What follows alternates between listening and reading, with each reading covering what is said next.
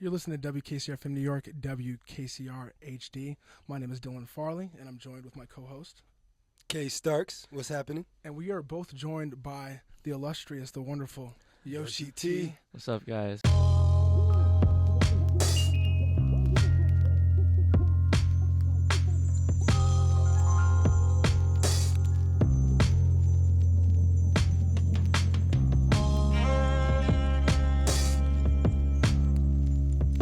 Thank you so much for joining us here on Notes from Underground here on WKCR. Thanks for having us, man. It's our pleasure. It's our pleasure. So we're going to get right into it. So we're going to start off earlier, talking about the early Yoshi. You feel me? So you were born in Los Angeles, but you grew up here in New York City. Yes, attended LaGuardia High School, where you started making music with your middle school friend Jackson, and who you still work with today. Yeah. Right? But what made you guys start making music in the first place? It's probably high school. Yeah, like LaGuardia was like a super performing arts heavy place, and there was just a lot of people that we met and were around that just kind of like nurtured that. It was like kind of the only thing that was valid to do, you know. And yeah, I met my homie Cisco, Elijah, Seb there, and like we just kind of just started making music. That's dope. That's dope. Yeah. So is it that you specialize as soon as you get to LaGuardia, basically? Everybody's special. Okay, word. Yeah, so you like audition. So it's crazy about New York. I don't know if it's still like this, but you have to like apply for middle school and high school. So yeah, like getting into LaGuardia, I got in for like classical music. I grew up doing classical, clarinet, and saxophone and piano. So, you know, I went in for that, the instrumental side, and then, you know, there's a studio, and you learn about production, you learn to play guitar, all this other stuff, and that kind of like was like the jump start for a lot of it. That's what's up. Yeah. Do you remember your audition, what you had to do? Yeah, I had to play like a piece, you know, and then there's a lot of like sight singing. So what that is, I mean, you guys probably know what it is, but, you know, they give you like a paper with like notes and, you know, staff paper and stuff, and you have to basically sing it, and they play stuff on the piano, you have to sing it, you know, and like patterns, rhythm stuff. Yeah, it was some stuff like that. That's dope. Sure. You explained in some past interviews that you found hip-hop when you got to New York. Yeah. Do you remember like the first rapper you got put onto? Yeah. It was Eminem. Okay. I was like in the 3rd grade. A lot of people. Yeah, man. Actually, me too, low key. Really? Yeah. Well, do you remember the? I feel like that doesn't really matter. Like Eminem kind of crosses that. I know, but I sometimes be thinking about it. Like, yo, my first favorite rapper was Eminem. Oh, so your first favorite rapper? That's a different story. But no, it was the first rapper that I really listened to. Like, right. Actually, I don't even know. I'm getting my own story. No, let's get into it. How old were you? All right, so I didn't listen to no music. Or like I wasn't really like a music fan before I was say 13 or so, 13, 14. Before that, I would listen to music solely through AMVs, Dragon Ball Z movies. Oh my gosh! And so I was listening to rock music, like Breaking Benjamin. Yeah, that's what I was wondering. I'm like, I don't feel like they made a lot of hip hop AMVs. Yeah, but Eminem was the only rap artist. Or Jay-Z, Linkin Park. I wasn't hip to those, but I like those. Yeah. But no, continue. I cut you off. What were you saying? Go ahead. So it wasn't. So this is before I got into hip hop, but Eminem was the first rapper that I listened to before I was into rap. So like my first favorite rapper, I mean as a kid, you know, Kanye, Kendrick, eventually Cudi. Yeah. But it was Eminem at first. And sometimes the racial like cognitive dissonance like, oh damn. Right. But it's cool, you know. I mean, yeah, that's kind of like that's what people explained him as, you know, like he was like that crossover person. Right. That's so real. So like for sure. Yeah, being like 8 years old and like, you know, watching YouTube and like seeing just like the most craziest outrageous music video is kind of like it's like a cartoon character, you know? And like that was just like it makes sense why that was what drew me to like it wasn't like I was like, oh my god, I've just found hip hop listening to Eminem, but it was like this is music that I found that I'm like, whoa, this is awesome. And then I'm like, oh, what is this? Oh, this is hip hop. And then there's like the and then you branch out. Exactly. And then after you hear Jay-Z and Nas and Kanye and Lil Wayne and stuff, and then you're like, oh, this is hip hop. Facts. Or at least to me, you know? Right. Yeah. Do you remember what you were listening to like before that like period of like, oh, like I've stumbled upon this new like realm of hip hop, like Eminem, like I mean, yeah, it was definitely like a lot of Japanese music. My parents are from Japan, so just being a passive listener, like in the car and stuff, like that was. And so is it like Japanese pop, jazz? Japanese pop, folk, okay. city pop, as well as just, radio. So, like, I definitely heard 808s. I definitely heard, like, Heartless and Stronger on the radio when I was younger. Yeah. I just didn't know that that's what I was listening to, I was definitely just a passive radio listener. Yeah, I feel like I was the same. Katy Perry, like she was on the radio, Did y'all ever have a time like where like your friends would actually call into the radio and stuff? Like I was on the bus and I had friends that would call in to like try to do stuff on the radio in the mornings. Like, nah, your homies was popping. I had no connects like that. Well, not like they knew people. Like they would be like call in and blah blah blah blah blah. Oh, okay. And my friends would be on the bus and we'd be listening to the radio. Oh, and that's cool. Trying to actually call in. Yeah, like, I actually remember doing this when I was little and stuff. Like there was a lot of fun, especially when we had when I had a phone or and stuff like that. It was really different. Like 5th grade. 4th, 5th grade. Oh. Yeah. Damn shit in your veins, bro. It was destined. Exactly. It was locked ushered in at a younger age. Do you guys take callers? Yeah, we do take callers. That's fire. Yeah.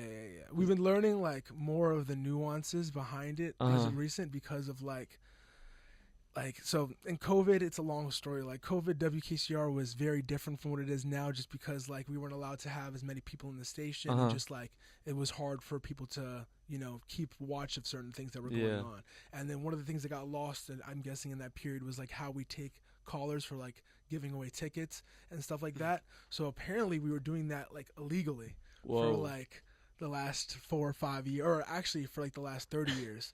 And we just have like implemented a new way of doing it where we have to like monitor the calls of like who's calling first. So we actually give the very first caller tickets, because then it seems like we're like waiting for a call if we don't actually monitor that. It's like a whole weird thing.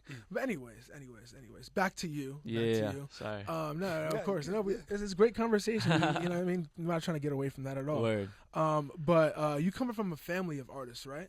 Yeah. And there's certain like your dad is an actor or was an actor? Yes. Yep. Come on, man. Yeah. Sushi. Yeah, he does sushi now, but he was an aspiring actor in Japan. My mom was an artist. My mom's side, like a lot of her siblings was doing it because my grandma was also an artist. Well, she still is, but my grandpa was like a director and stuff. Yeah, there's a lot of creative is like a very, it's like a very broad, umbrella. Like, there's a lot of like, but yeah, I would say they were, and that really helped with just like when I started to have my passions with music, and like they kind of knew, they weren't like a traditional Asian parenting where like it was like, yo, like, nah, none of this is okay. They were actually like, yeah, we actually they encouraged encouraging, and they've done it before, so they're just kind of like, yeah, like they had the right advice, I guess, to give. That's cool. That's what's up. Yeah. You said that your grandma is still an artist. Yeah. What does she do? Like she does like impressionist painting. That's dope. Yeah, it's really cool. Like in America or Japan? In Japan. Okay. Yeah, like she's like. What's that name? She's her IG. Should I plug her IG? We on it with the Japanese art and shit. Like, yeah, you gotta plug it. Nah, she's super not popping, unfortunately. It doesn't matter. That's even better. Etsuko, her name is Etsuko Takahashi. She's a queen. Yeah, plug that. But yeah, like it's crazy because, I grew up like her paintings just being in the crib in Japan and stuff. Whenever I would go every summer, I would see it, and I didn't know what impressionist painting. I didn't know what the impressionism was. As I got older, that was like for some reason I was like really gravitated to that style, like 1800, just impressionism. And it's crazy, like as you get older, you kind of like realize that there's like lines that like take you there, whether it's my grandma or also kind of the connection with impressionism and like Japanese wood art. That's I don't know if you guys know about this, but like Vincent Van Gogh. Van Gogh was super inspired by like Hokusai and like Hiroshige, and like it makes sense, just like the flat landscape stuff. Yeah, they got a Samurai Champloo episode about that. Really? Yeah.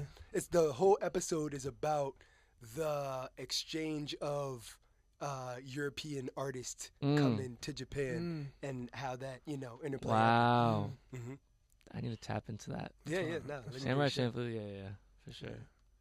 when I went to Japan, I got to see like the wave of what is it, Kawagawa or whatever, the print, and then all the other prints that he did. It's insane. How big is it? It's like really not as big as you think. That's like it's like the Mona Lisa type. Right. Like, it's like, but it's still like you get to the best thing about it is they give you like a magnifying glass so you can really see the intricacies of the print, and it's absolutely insane. Like for some of the ones like that he's done, there's like actual like people in villages and stuff, wars going on, and their faces are like perfectly depicted. Wow. So it's like it's not like, oh, he was not necessarily saving time, but like, you know, some artists, they just choose to like leave different details out just for the sake of the painting because it's not that important.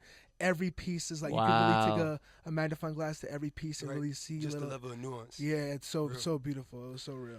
That's crazy. And it was right above like an H&M, which was weird. It was like the museum was right above an H&M. Japan. Which was great. Japan. Japan is great. Japan is amazing. My worst, like, my biggest, like, regret was I was in Japan going to a whole bunch of fire, like, museums and stuff. And my last day, I realized, like, they take my student ID in Japan. So, like, they were taking my Columbia ID, and then everything was, like, $1 US. Wow. So I was paying, like... You didn't know. I was paying so much because I was going to like every single exhibit, every Studio Ghibli exhibit, every Murakami exhibit, every Avisu exhibit. And it was just it was a lot. It was a lot. Wow. But yeah, if anyone goes to Japan or if you get ever, you can use your old student ID too if you still have that. So like my girl I was with, she used her old student ID able to get through. It's cheap as hell. So that's crazy. Yeah, that's what I do in New York. Like, I use my old student ID. I'm just like, I'm still in school. Yeah. Exactly. Gets your way through everywhere. Yeah. That's but sick, though. The sushi. Oh, yeah. So how did, well, you grew up working in restaurants your whole life, Yes, right? I did. Until, what, a couple years ago, right? I still help out every now and then. That's hard. Really? That's awesome. That's real, that's real sincere. For sure. So do you find that working as a waiter, right? That real grind, that hustle and bustle. How does that affect your outlook on productivity in your creative process now? Oh my God. In music. Are you asking me because you guys also have real life experience in that?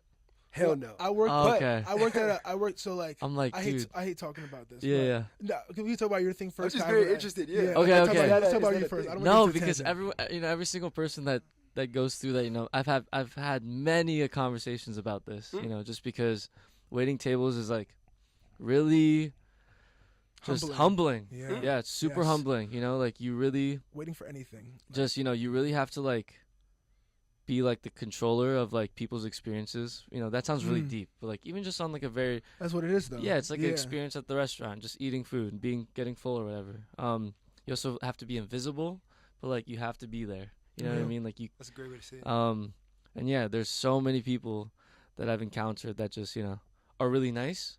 And, thank you so much, whatever, please, whatever, and then there's a lot of people that don't say anything to you, just like, oof, like, they really don't care, don't see you, and yeah, I feel like that's one of those things where it's like, yeah, I mean, this is the real world, like, these people don't need to care about you, like, you're working for them right now, and then there's also a balance of, like, holding your own while like not stepping on anybody's toes, like you don't want to be that person that's like hurt by this, exactly. But at the same time, like exactly.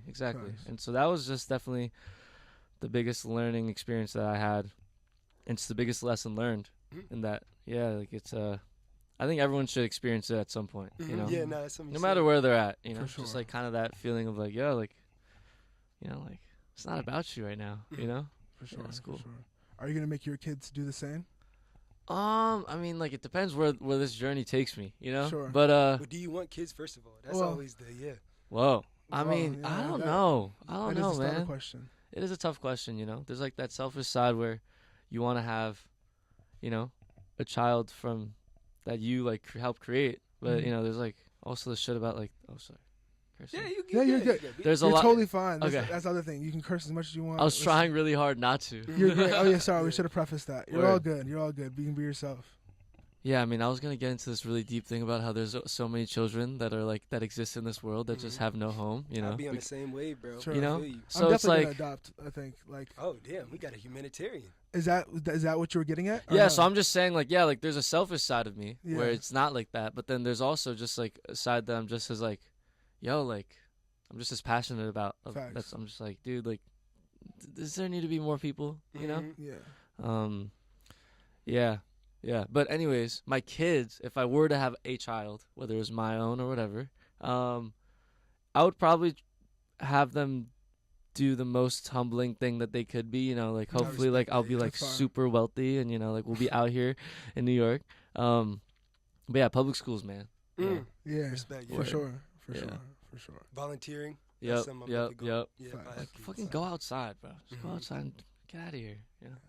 I'm a big sports guy, so like my kid is doing the sport. Like, Word. I wish I had that don't care what it is. Don't really care what it is. Yeah. But you're doing that sport. You know what I mean? I just feel like it gives you not the most, but it gives you a very good sense of schedule, sense of urgency is the biggest thing. Because like, and just how to meet new people. I feel like facts. Like you can have multiple circles, like club, team, school, whatever, travel somewhere else. You feel what I'm saying? Anything. Just like going to the park and playing. You know, I feel like team building or just like being on a team is also another thing, you know, like I feel like music and stuff, it's so individual and it's just all about you in your head, you know, but like being in a team and stuff, it's just like very bigger picture type of thing. Word. Were you raised Buddhist, by the way? Yeah, I was. Okay. I'm still, I guess, I'm still Buddhist technically. Does faith play like a big part in your life? Does that play like a large part? Not a large part, but I think there have been times in my life where I've definitely leaned on it a little more than others. I feel like I'm pretty neutral, like I'm not against anything, but I'm also that's not the non-judgment. Exactly. Value, I'm also not like hugely a part of it. Like the type of Buddhism that like I was raised on was definitely super like practice based rather than kind of just like a religious doctrine. Exactly. Yeah. So I don't know, like. Yeah, like teenagers, like I feel like I was like definitely, you know, just outside doing dumb shit. Nothing too crazy, but you know, as I got through that phase, it was a little more of like, oh wow, like, you know, like I don't know, I was kind of understanding my morals and what I stand on, and that tied a lot to do with the practice. So like Buddhism and stuff. So yeah, so I'm just like, yeah, I guess like this has definitely shaped who I am. Yeah. Was that instilled? Do you like owe that to your parents, or were you doing a lot of self-searching? No, like, all parents. All parents. Yeah. Growing up, just like being in like activities and stuff. You know, it's really just like it's like any religion. There's like, you know, youth activities and stuff like that, which is not really about it at all. But you know, you're just kind of surrounded by it. And definitely, I mean, yeah, like it goes back. Like my grandparents on both sides practiced the same Nichiren Buddhism stuff, and. Yeah, for sure. That's what's up. Did you guys grow up super religious, or? I did actually. Word. What type of practice? Non-denominational Protestant evangelical. So cool. We didn't really trip about denominations. Like we went to Baptist churches. Now we go to a Presbyterian church. But I done had my journey, as I like to say, with religion. Of you know, having doubts and then eventually coming to appreciate different perspectives on religion. So being less of you know. Realizing that there are more interpretations of religion that make sense, not just the literalist, fundamentalist view that I grew up with. Right. Yeah. So where are you at now with it? Where am I at now? I mean, honestly, I found myself gravitating towards Buddhism. Yeah? Yeah. Cool. Just in terms of inspiring my worldview. And then also, I mean, there's a lot of aesthetic things as well. Meditating, I really do, you know, I've personally gleaned the benefits from that.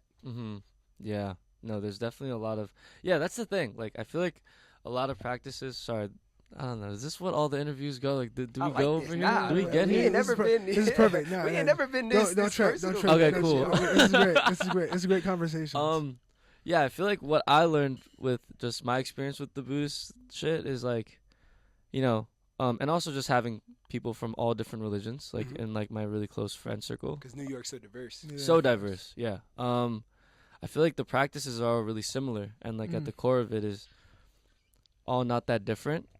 But at least I'll speak for myself. Like what really turned me off at times is like kind of the community around it, or just like the everything else, you know. aside from the practice or just like the teachings or whatever. You know, it's like there's people that could be really intense sometimes. But you know? Yeah, isn't that always what it is? Like, it's always like, not necessarily it's always the bad apples that make you like necessarily like think about it in a different way, but like, for example, like Islam gets a bad rap for a specific group of people. Sure. But that's not at all what the religion we can't essentialize. We can't exactly at all. Right. So I feel like that's like a lot of people's like way with even just like Christianity for myself, like Joel Osteen, like that guy's not doing anything. Yeah, there's a lot. You know Yeah. But I think I'm speaking more on like even just like in the close proximity of like just a regular like, you know, people like us, like you know, just like just the bubble that like each religion is like in. It's, you know, there's like groups of people, whether they want you to come to the meeting or whether they want you to do all this stuff. It's like, you know, sometimes like they're just trying to help. But, like sometimes I'm not in a place where I really feel like I need this right now, and like y'all are like kind of like on me right now. Yeah, you know, it's like chill. You know what I mean? And sometimes that stuff is the one that throws me off and like pushes me away, rather than the actual, you know, the teachings. Exactly. Yeah. Anyways. All right. Back to music. Yeah, I hate to pivot, but back to the music. So you get a lot of Mac Miller comparisons, right? Yeah. All the time. I know. Like, you might be sick of it, you might not. But what would you describe your music like? How would you describe your sound? Yeah. I mean, first off, I love Mac Miller, and you know, I feel like comparisons are just whatever. You know, they could be like, people could compare you in really positively and negatively. So I kind of found my peace with that. But music is definitely like implanted in just, I think the basis is hip hop, you know? I think there's a lot of R&B, there's a lot of melodic sides, and there's a lot of pop sides to it also. Maybe alternative even. But yeah, I think it's music for sure. I think it's grounded in hip hop though, I think. And you know, I think like, yeah, I don't know. When I was younger, I used to be like, oh, like, you know, I make whatever, you know, like I'm just I do everything, you know. But I really feel like, you know, just in the past few years, I found really the identity of it, and you know, what made me want to make music is hip hop. Yeah, that's what's up. And I feel like that's kind of the meter of whenever I put music out or release stuff. I'm like, okay, like, where is this in the hip hop spectrum right now? Like, does this have the DNA? Like, is this like, or is this like straight a little too far? And I feel like using that has made me realize that, yeah, like hip hop is the basis. It's like, it has to be even a little bit hip hop for me to want to put it out. So you definitely more heavy on the hip hop wave now, because that's something I noticed in the trajectory of your discography is a lot more alternative indie sounds at the beginning, 2018, 2021. But, you know, now we definitely more into rapping, you know, especially that Boss Coffee joint. That's fire. Thank you, man. Thank you. Yeah, I think so. I think also just early on, it kind of makes sense to what I just said. Like, you know, early on, I was just trying to stray away from all that and just kind of just do whatever. But then I feel like I'm slowly kind of just focus my sound a little more. That's dope. And That's fire. it's a little more conscious, you know? Yeah. That's fire. Do you guys make music? I make music. Okay, yeah, sick. I just got into trying to produce and make my own beats and shit more. Gotcha. So that's been a new realm of opening and stuff. You're a Logic guy. Well, I use Logic, so I have a weird method. I do BandLab recording, Logic mix and mastering, and then for producing, like, I'll use either like Logic or I use like Koala sampler and some bullshit and just make a little 5 cent. Gotcha. Well, no, I appreciate that because I'm a Logic person as well. And, you know, a lot of people are not showing Logic enough love recently. We gotta get on the Pro Tools. I know, you know, Pro Tools and Ableton, you know, people just love to love that, you know. I have very little clue what y'all talk about. Okay. It's just recording software. It's all good. It's all good. All I know is Fruity But Loops. anyway, this brings this is a nice little transition because I had the pleasure of attending 2 of your New York shows in the past. One with Cisco and another one that I think Cisco was performing one of their songs together. He was like, "Yo, come up." I think we met. Yeah, we did meet at the end of one of the shows. Yeah. And the one thing I noticed about both those shows is you always have a nice giant pocket of girls just chilling at all the shows. Do you notice this or no? No, I don't notice this actually. What at the one show I went to, it was just a bunch of girls. One girl had, I don't know if it was of a poster for you or it was just a poster in general, but they were out there. You for got sure. some fans. Yeah. You got some real And my diehards. friend Sarah is actually the one who put me on to you. So are you aware of your large female fan base? Actually no, because all the stats say that it's a little leaning towards the male audience. Okay. Really? But I do in those situations. Mm-hmm. Yeah. They say women are more likely to spend money on like their better investment. Also like I feel like dudes are just not trying to show love. That's you real. know what I mean? Yeah, it's like cool. It's like a pride thing. It's like, I'm not Yeah. gonna go to a Yoshi T concert with his face on my shirt. Yeah. Like, what would that look like? Yeah, exactly. Yeah. Not like word. Like I've definitely been there also, but like it's just one of those things where it's like, I don't know. They just don't show love, and sometimes, I don't know. It's rough, but yeah, I guess the I would love to have more female audiences, just like more out there. Strive for everybody. Facts. Facts. Yeah. One thing I'm interested in, you said your music gotten a lot more conscious. Mm-hmm. And I can't remember the song, but you had one song that really stuck out to me, which is when you was talking about your Japanese identity. Mm-hmm. Teachers getting your name wrong. Yeah. Being radiant, yellow boy shine and shit like Yeah. that. Like what is how does your Japanese identity, being a real minority in hip hop outside of being a minority in the US and all that. Like what is, just speak more on that. I was interested in that. So I feel like that song "Why Wait" was Why kind that's- of yeah. like a statement piece for that. I feel like I'm not really the type to like, I don't know, I go a lot by feeling. So, sometimes like the narrative isn't as strong, or like I'm like, oh, like I need to get this out of me, know. But yeah, I don't know. That song definitely felt right, because just to speak on how I feel about it, not that it's not like deep or anything, it's like, I'm sure everyone's felt this at some point, but yeah, just kind of sprinkling those tidbits in there, I feel like it makes me feel like I would probably like hearing that, Yeah, facts. So it's like, even if it's like the song has nothing, it's definitely reassuring. Yeah, exactly. And like, even if the song has nothing to do with race or being Asian or whatever, just having a little line in there, just kind of like, just so, this is who I am. So inspiring the next generation. Yeah, Yoshi. or just finding people that also do that, and yeah. You said that making that EP, How to Get Back, was one of like the hardest processes for you. Uh-huh. How has been creating this new EP, this third joint? How has that been for you? How has your mindset been doing? We're kind of doing something new. Okay. So I feel like I put out 2 EPs, and I think like they're really great, and I still those ones, these two, I look back and I'm like, oh, like I'm really proud of myself. Like a lot of times early on, I was like, get that out of here. Like I'm making new stuff now. This new one, we're kind of going more of just like song by song, and just like taking our time with each one, and then kind of having some creative way of putting them all together, whether it's like a remix or whether it's just a repurpose or reimagined version of them.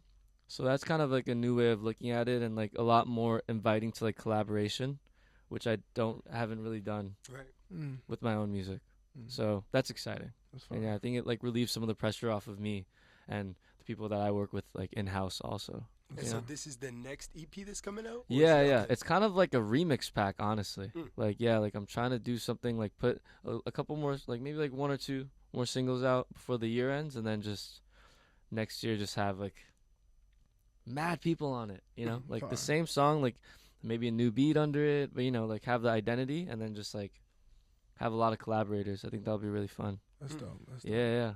So when's the LP? Is there any plans for an LP? Yeah, there is. I take a lot more time with music than I wish I did.